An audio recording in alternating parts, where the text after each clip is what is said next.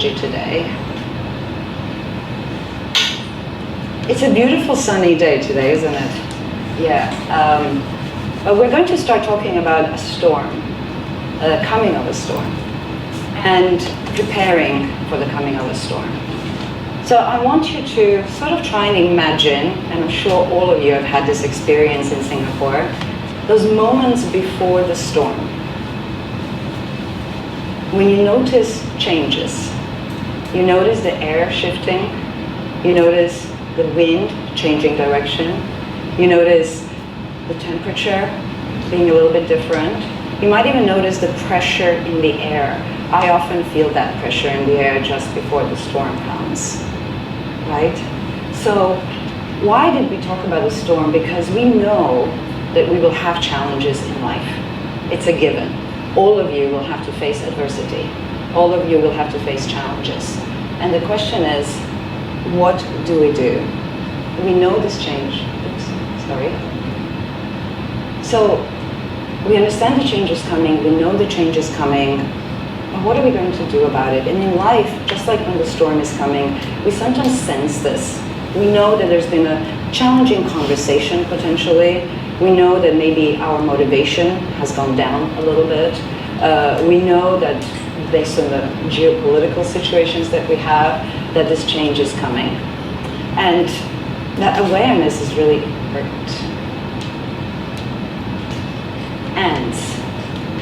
I find nature fascinating. By the way, I live in nature, in a park, and I observe a lot. Usually after work, I will come home and I'll go sit in my garden. And just like any other garden, I also have lots of ants. Sometimes they're my friends and sometimes they're not when they decide to bite me. But one thing about ants is when the storm is coming and you sit there and you watch these ants and you go, are they going to drown? Like the garden is going to flood. Are these ants going to drown? But they don't. After the storm, they come up again. And this is a really interesting fact about ants. Ants have this sense where they can feel before the rain comes, they feel the shift in humidity, and they start to prepare. They start to reinforce their walls. They even store food. Some of them even hide in air pockets because they know that the storm is coming. And this is how they survive big floods, and they come back up again. And the thing about the ant is like, it doesn't sit there and go, I know changes, I know the storm is coming, but you know what, I'll deal with it later. I won't think about it now. I'll do it some other time. No, the ants, without panic, without drama, they just get on with it.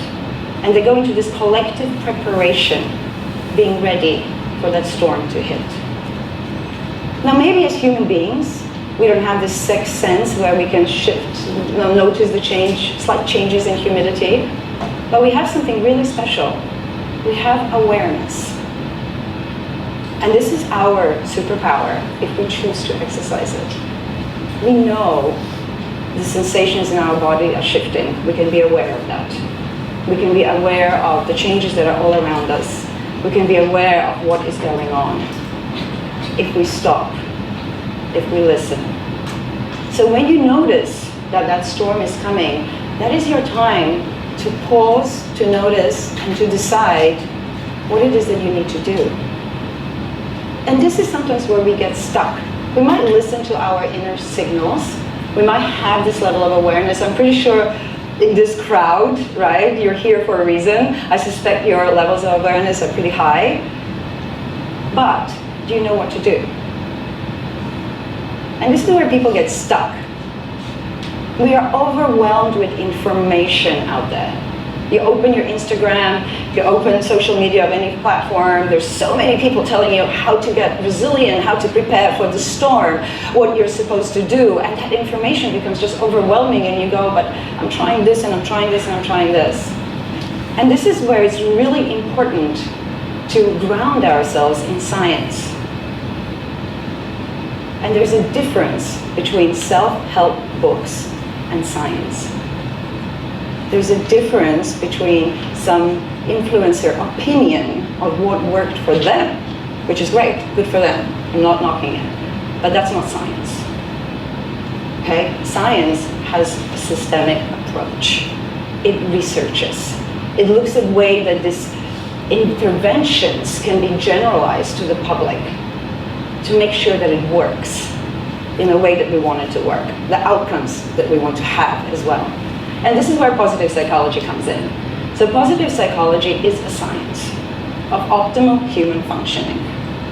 There's a big misunderstanding about positive psychology, by the way. This is very challenging when you're living in this culture and you're using the word positive. You know what I mean, right? It's not always looked at in a good way. Even Martin Seligman at one point said he regrets calling it positive psychology, because it's not just about being positive. We don't talk just about happy, happy-go-lucky. It's about using positive psychology to prepare, to strengthen ourselves, to strengthen our resources, to strengthen our resilience. Knowing, for example, what you can learn from negative emotions, and using negative emotions to do positive outcomes. Anger is a great emotion if you channel it in the right way. You can do amazing actions. Big change doesn't happen because people are not angry. It's a good thing, but you have to learn how to regulate that.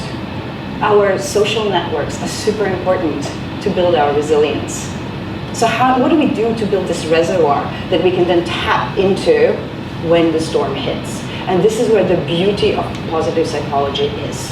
It is here to prepare us so that we are stronger when the turbulence hits. So I want to share with you today 3 theories, concepts of positive psychology. Of course, there's a lot more. We can do 2 days on resilience and then some. But for today, I'd like you to at least walk away with something practical that you can take. So if you do have a storm coming in your life, so that you can start preparing and not be caught off guard when it actually happens. Optimistic mindset. Mindset is a really big thing. You know, you have Carol Dweck's growth mindset. I'm sure a lot of you have come across things. An optimistic mindset is also often misunderstood. Optimistic mindset does not mean you're looking at the world through rose-colored glasses. In fact, it is a way that you can explain things to yourself, and I will take you through that. Okay. So, when we talk about optimism, I have to mention Martin Seligman, that Pat mentioned before. Now, he's a clinical psychologist, and he studied people who are helpless. He actually found out that as human beings, we can teach ourselves to be helpless. That means that as human beings, we can get into a mindset where we see no way out of a challenging situation. We're not able to see opportunities and actions we can take in order for us to change. Yeah, this is where we can get to.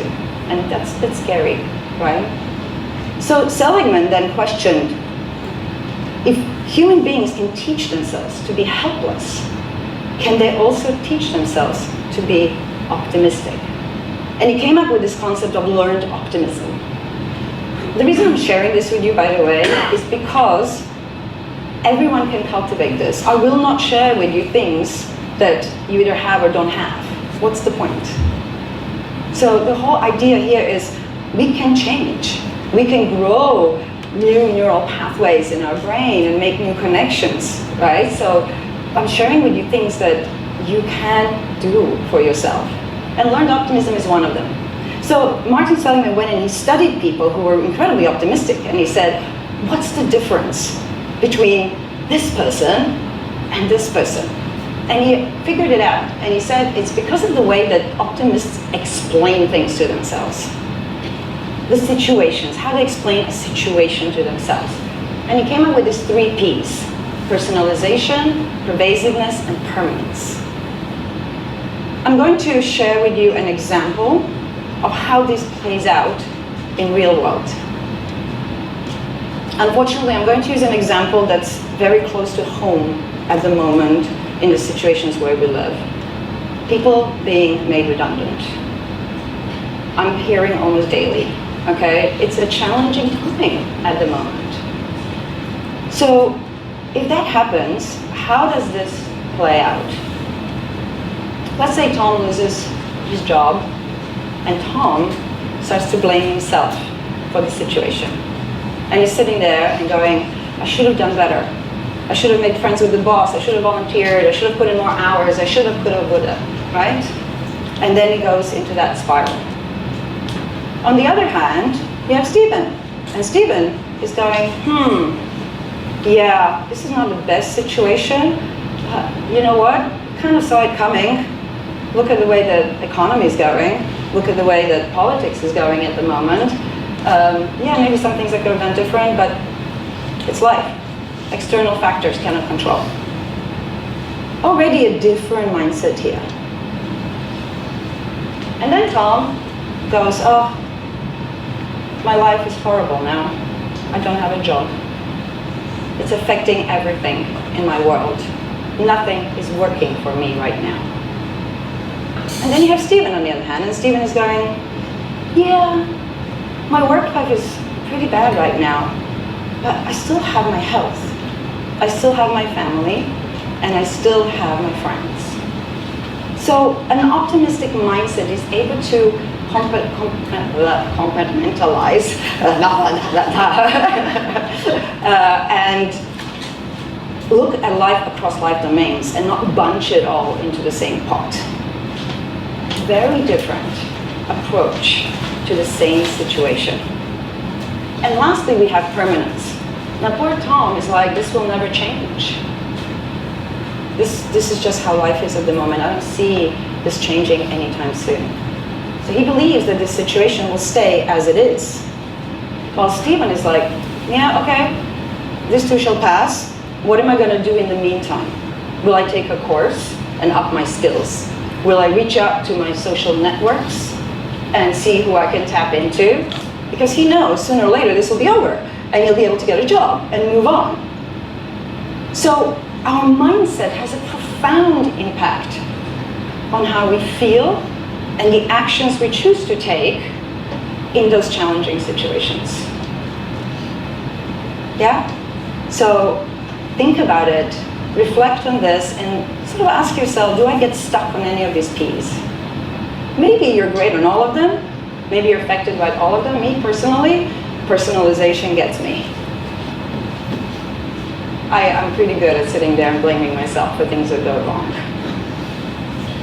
Right? So invite yourself and ask yourself, where am I getting stuck?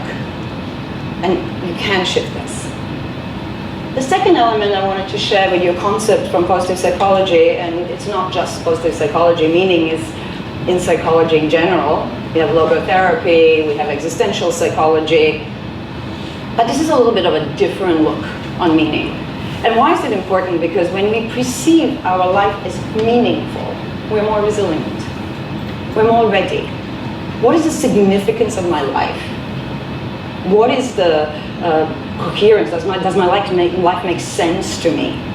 And Michael Steger, who's a wonderful researcher, one of my favorite researchers, he actually brought meaning to me in a way that I never thought possible. I always thought meaning was something, why am I here? What am I supposed to accomplish in life? What's my purpose? What do I do, right? But actually, he's made meaning very simple. He said meaning is all around us. We just have to identify our own sources of meaning. What makes my life meaningful? And it doesn't have to be complicated. What makes your life meaningful? Family, work, photography, dancing, having a good meal, enjoying nature. All of these are our sources of meaning, and you have lots of them.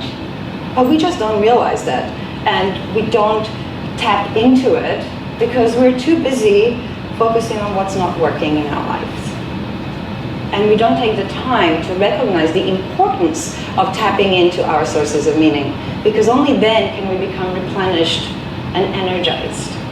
My friends are a huge source of meaning to me, and I will make sure that I tap into that source regularly, because it energizes me and it makes me feel a sense of belongingness. and it makes me feel like my life makes sense to me. My work makes a lot of sense to me as well. So Michael Seeger did research, global research, and these are some of the most common sources of meaning that people have identified. I don't know, anybody can resonate with this? Anybody has these sources of meaning as well? Yeah? By the way, it also changes in life. I'll share with you this. I don't have any family members here. Family used to be my number one source of meaning when my child was smaller. Right now, it's work. This is my number one source of meaning. Doing this, connecting people, making sure that we are spreading messages and making sure that we're elevating well-being in Singapore.